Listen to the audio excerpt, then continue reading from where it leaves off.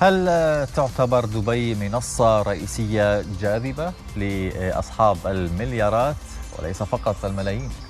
سؤال رح ناخذ جوابه بموطن الحلم والإنجاز مع الزميلة هالة أبو علوان يلي أجرت لقاء مع رائدة الأعمال نيكول رودريغيز يلي تعتبر إحدى الشخصيات البارزة بعالم ريادة الأعمال والتنمية الاقتصادية بعد مسيرة حافلة بالنجاحات بمجالات عرض الأزياء وتنظيم الفعاليات والاستثمار والتطوير العقاري. طبعا نيكول رودريغيز ركزت جهودها على تطوير منازل فاخرة تستهدف الأثرياء الكبار فقط وليس الأغنياء، لأنها ترى دبي جاذبة لأصحاب المليارات بالدرجة الأولى.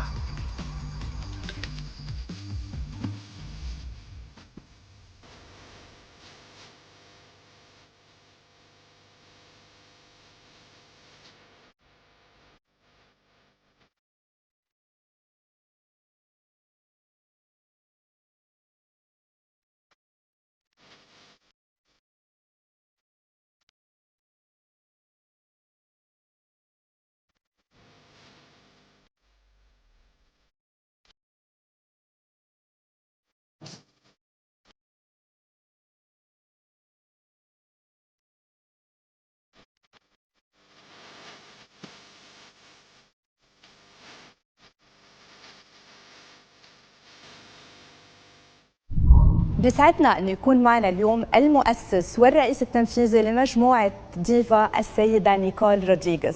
Good morning, Nicole. Great to have you here. Thank you, Hala. Thank you for having me as well. And thank you for hosting us in your wonderful place. Thank you. Nicole, like your journey was not an easy journey, right? You're a self-made entrepreneur and you faced so many challenges to reach the empire you reached.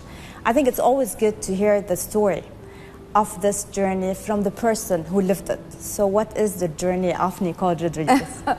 I think my journey, has been a lot easier than it would have been in any other part of the world. And I think that the fact that it was in Dubai, and this is where it all started, the big, the big fantasy, I think I would put it like, because I don't believe it today as well. When I look back and I think, oh my God, that's been a long, journey. But it's been filled with so much of supportive support and in the region, by and large. You know, being a woman, when I came here 20 years ago, I think that being anywhere else in the world, I've never had so much support like I've had here in Dubai.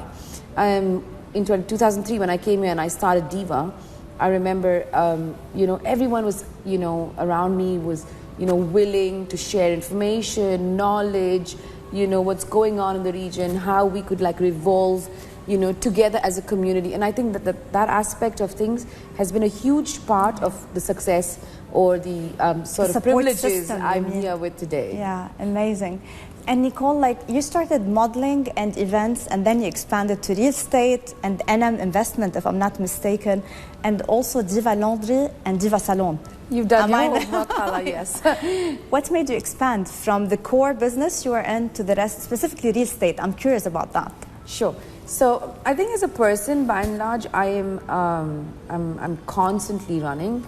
I don't like sitting around doing nothing. I just want to constantly create new things. So if I feel like at some place I'm stagnant, I try to find other loops of things that I can keep myself sort of busy with and sort of, and expand and create. And I think that's important that one always understands the value of time. And I say, if you understand the value of time, you will realize that every minute has to be, has to be used so as to grow something. It doesn't matter whether it's a business, it's people, it could be children, it could be whatever your interest is, but it has to be in the vision of growing things, right? Absolutely. And I think that's very important. That's number one, time. So you need to be fast, you need to be efficient, you need to be effective. Yes. These aspects of time is important.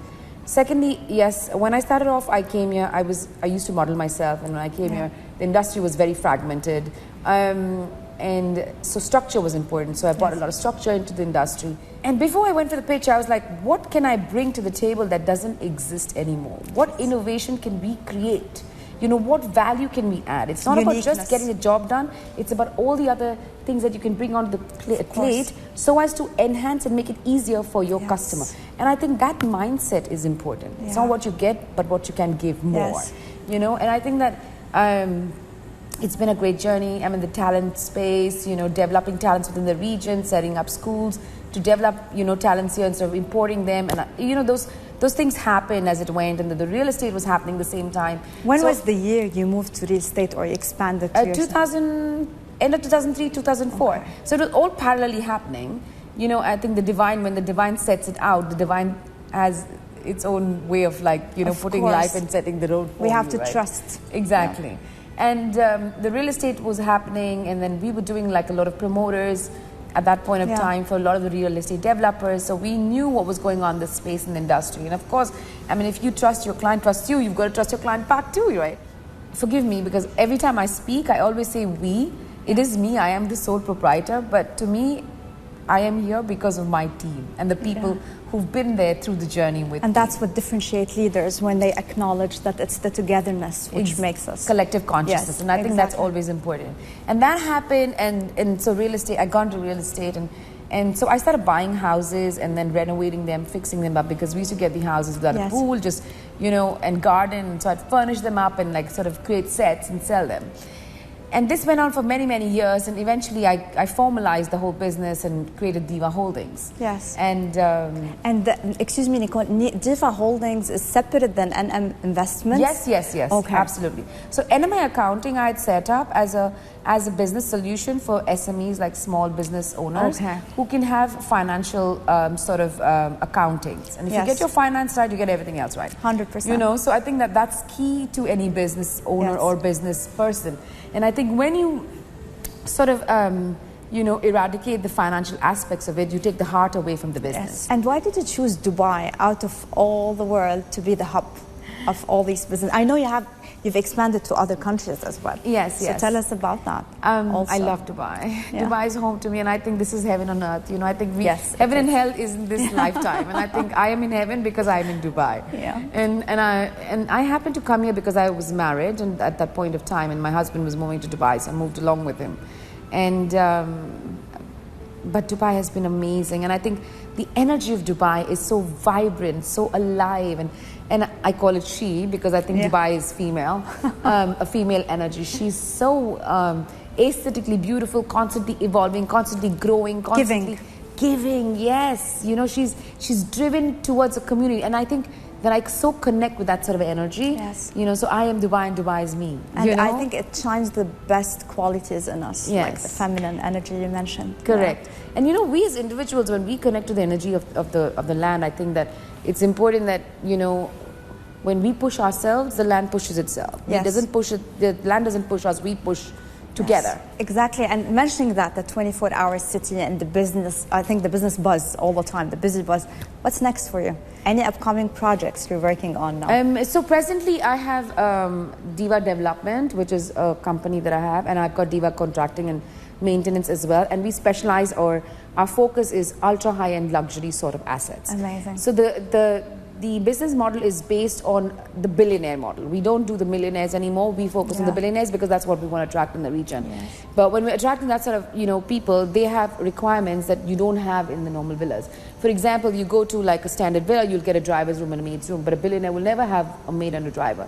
They will have 10, 12, 15 staff. Yes. So you need to ensure you need to have 8, 10 staff rooms, for example. Yeah. You know, they will definitely need like, you know, 8 to 10 bedrooms or more, because they will have, you know, their let's say nutritionists or their personal trainers staying with them, you know, their lawyers, their finance person staying with them. So the homes need to be built around their requirement, big offices at home, you know, being able to host multiple different meetings at the same place. And I think this is sort of our business model, because we want to be able to bring to the table something that's always new and innovative. And I believe in the fact that innovation is constant, and if you're not constantly innovating, you will start falling. Yes. So, you know, so if you want to keep being number one, you've got to constantly keep being on the run, right? It's like climbing the escalator, and if you're like on the top, you've got to keep moving. Yes. Otherwise, very quickly you go down. Exactly. And I think that's important. Nicole, to wrap up our wonderful conversation, which I don't want it to end, I'm sure like many people will watch this episode, and you're an icon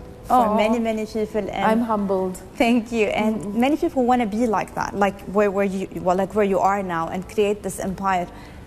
If you want to give them some tips, some advice, like the top tip or 2 tips, whatever you want, the advice, for them, no matter what challenges breaks them down, nothing can stops us from walking, continue walking.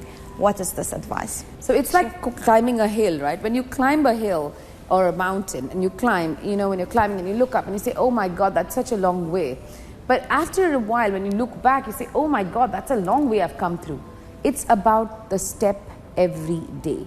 It's not about the goal. It's about, you know, ensuring what value add I have brought to the table today. What have I done now? Be in the present, and I think that's key.